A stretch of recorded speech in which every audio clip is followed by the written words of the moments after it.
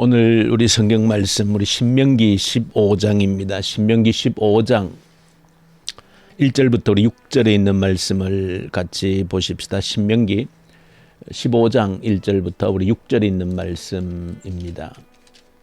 신명기 15장 1절부터 우리 6절에 있는 말씀 같이 보십시다. 매 7년 끝에는 면제하라. 면제의 규례는 이러하니라. 그의 이웃에게 구워준 모든 채주는 그것을 면제하고 그의 이웃에게나 그의 형제에게 독촉하지 말지니 이는 여호와를 위하여 면제를 선포하였음이라. 이방인에게는 내가 독촉하려니와 내 형제에게 구워준 것은 내 손에서 면제하라.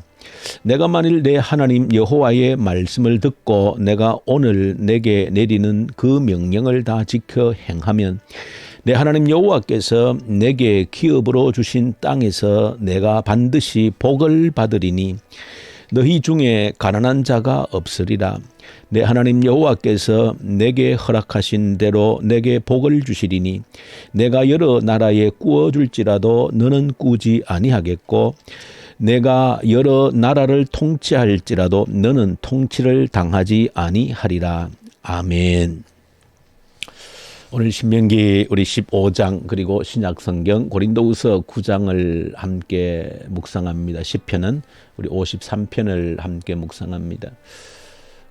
우리가 매일 새벽 또 성경 일기표에 따라서 말씀을 묵상하는데 한 가지 한번 기억하고 넘어가면 좋을 것은 우리가 매일 구약 성경 한 장 또 우리 신약 성경 한 장을 그렇게 묵상합니다. 묵상하면서 여러분들도 이 말씀을 구약과 신약을 함께 묵상하시면서 결국은 하나님의 말씀으로서 같은 내용의 말씀이다 하는 것을 기억하고 말씀을 묵상하게 되어지면 더 큰 은혜를 또 말씀의 더 큰 깊은 의미를 찾아낼 수 있고 또 은혜를 받을 수 있습니다. 왜냐하면 성경은 구약이든 신약이든 그 말씀하시고자 하는 내용이 전혀 다르지 않기 때문에 그렇습니다.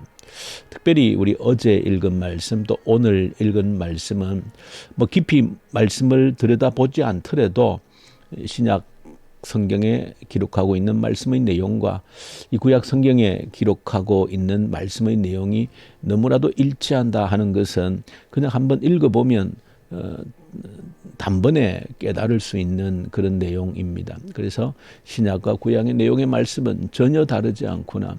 단지 각도를 달리해서 설명하고 있을 뿐이다.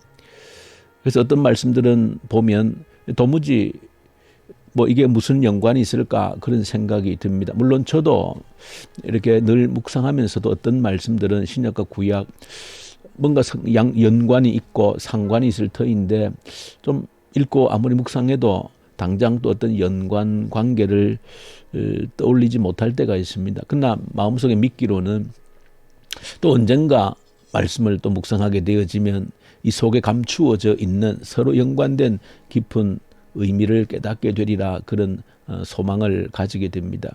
저 역시도 개인적으로는 또 해마다 이렇게 계속해서 말씀을 묵상해 가면서 작년에 넌 서로 연관 짓지 못했던 또 전혀 별개의 말씀 같았던 그런 말씀들이 또 올해 볼 때는 또 새롭게 이렇게 이 구약과 신약의 말씀이 서로 오묘하게 연관이 되어져 있구나 하는 것을 더 많이 깨닫게 되어지는 것을 종종 발견하게 됩니다. 여러분들도 이 새벽마다 구약과 신약의 말씀을 함께 묵상하면서 서로 연관되어져 있는 또 다른 각도에서 조명하고 있는 말씀의 깊이를 깨달아갈 수 있기를 간절히 소망합니다. 오늘 이 구약 신명기 15장과 고린도 후서 9장에 있는 말씀은 겉으로 아주 드러나 있는 동일한 말씀이라고 하는 것을 보게 되어집니다.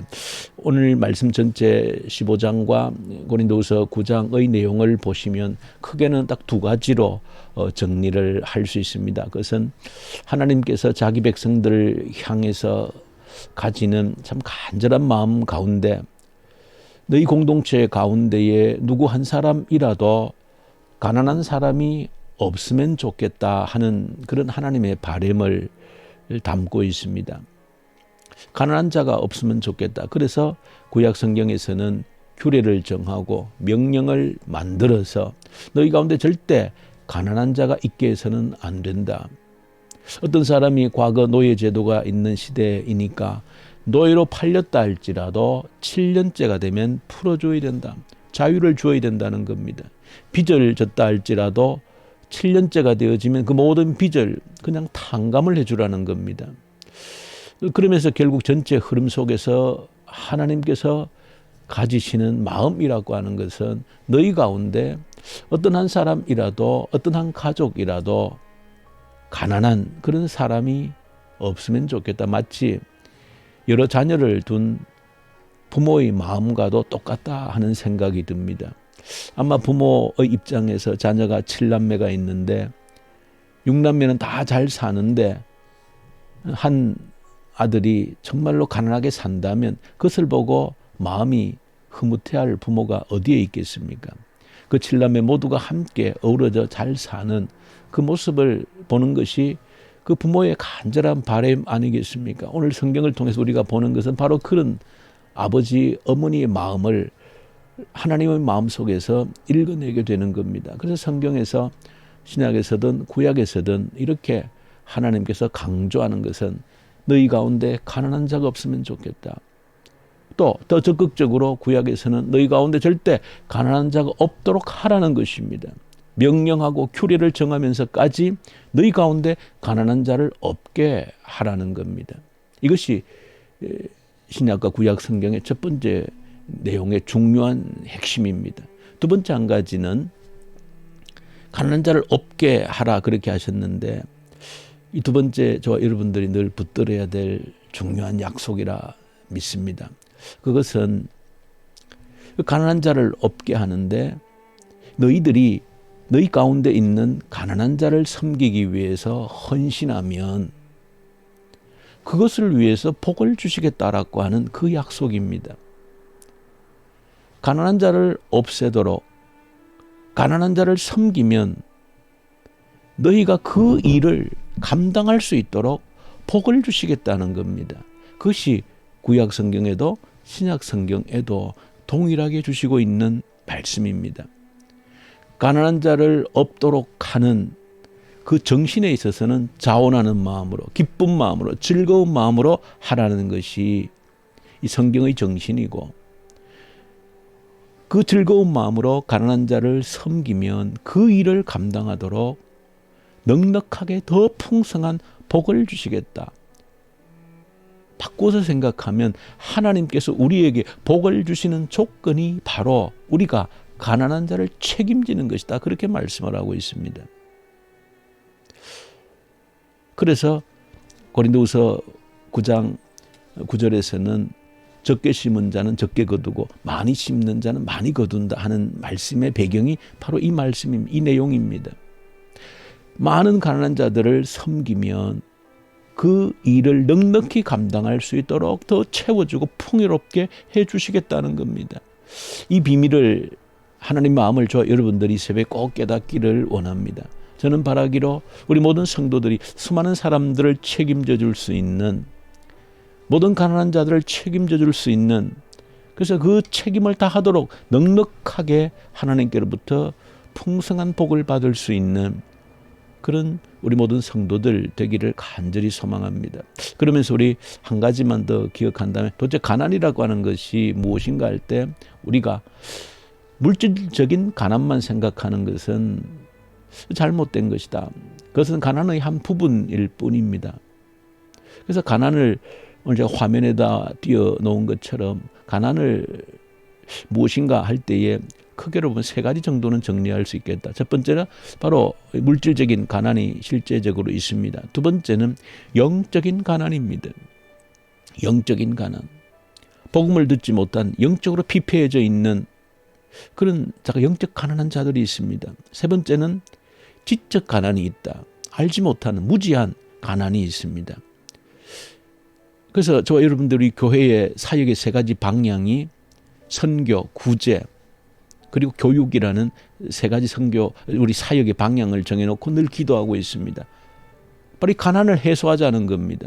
물질적인 가난을 해소해야 되고, 그러나 우리 지혜로운 우리 선인들의 말이 있는 것처럼 어떤 사람에게 물고기 한 마리를 주는 것보다도 물고기 잡는 법을 가르쳐 주라는 말씀처럼 빵 한 조각을 주는 것보다도 빵을 만들 수 있는 기술을 가르치는 것이 훨씬 효과적이라는 말은, 당장 물질적으로 도와주는 것도 중요하지만 교육, 지적 가난을 해결해 주는 것은 훨씬 더 가난을 해결하는 훨씬 더 효과적인 방법이라는 겁니다. 그래서 저와 여러분들이 교육에 헌신한 이유가 바로 여기에 있습니다.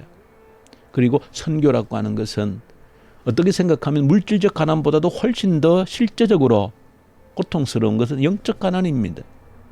내가 영적 풍요로움을 누렸으면 반드시 그 영적으로 가난에 시달리는 자들을 외면해서는 안 되는 것이죠. 반드시 그들을 책임지는 것이 아버지의 마음이라는 겁니다. 그래서 저와 여러분이 전도와 선교에 헌신한 이유도 바로 여기에 있는 겁니다. 저 여러분들 오늘 신약과 구약 성경을 통해서 이 새벽 저와 여러분들에게 주시는 이 말씀을 붙드십시다. 내가 먼저 누린 은혜를 주셨다라고 하면 하나님 가난한 자들을, 영적으로 가난한 자들을, 지적으로 가난한 자들을, 물질적으로 가난한 자들을 섬길 수 있는 너그러운 즐거운 기쁜 헌신의 마음을 주시고, 섬기면 섬길수록 더 크게 축복하시는, 더 크게 감당할 수 있도록 능력을 부으시는 하나님을 경험할 수 있도록 도와주십시오. 그것이 저와 여러분들 이 새벽 간절한 기도의 제목이 되고 비전이 되면 좋겠습니다. 왜 선교하고 구제하고 교육해야 되는지, 저와 여러분들의 삶에 남은 인생의 비전이 되기를 원합니다. 이것이 진정한 우리 자녀들에 대한 축복이 되어질 겁니다. 우리 주님 아버지 감사합니다. 가난한 자를 없게 하라고 하는 우리 하나님의 마음을 헤아릴 수 있는 그 부모의 마음인 것을 우리가 이 새벽에 헤아릴 수 있도록 은혜를 베풀어 주시옵소서. 감당할수록 넉넉히 채우시는 하나님을 경험할 수 있도록 도와주옵소서. 예수님 이름으로 기도 올려드립니다. 아멘.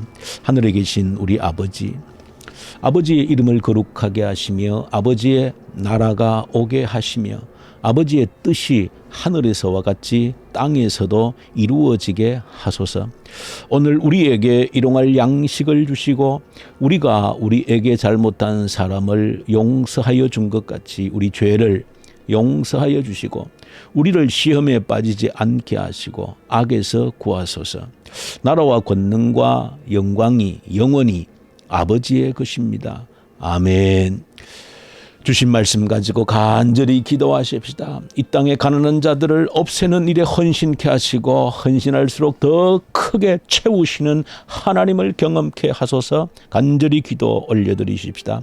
이 나라의 민족 위에서 올려드리십시다. 북한 땅을 올려드리십시다. 이 나라 가운데 가난한 자가 없게 해주십시오. 영적으로 가난에 시달리는 자들이 없게 하십시오. 물질적으로 가난에 시달리는 자들 없게 하시고 지적으로 가난에 시달리는 자들이 없게 하여 주십시오. 이를 위해 우리가 헌신케 하여 주십시오. 간절히 이 땅을, 북한 땅을 올려드리며 기도하십시다. 북한의 악한 정권 소멸되게 하십시오. 이 코로나 사태 앞에서 하나님의 뜻을 구하고 찾는 저희들 되게 하십시오. 이로 인하여서 하나님께 더욱더 가까이 가는 기회가 되게 하여 주십시오. 위에서 간절히 기도 올려드리십시다. 오늘 우리 교회 우리 청년대학부 학생들 간절히 주님께 올려드리십시다. 우리 청년대학부 학생들 붙들어 주시고 믿음의 말씀에 굳건히 세워주시고 이 땅에서 마음껏 일할 수 있는 일터를 우리 하나님 허락해 주십시오. 간절히 기도 올려드리십시다. 시험을 준비하고 있는 우리 주의 청년들 붙들어 주십시오. 지혜를 주십시오. 주의 나라와 그 의를 붙들고 간절히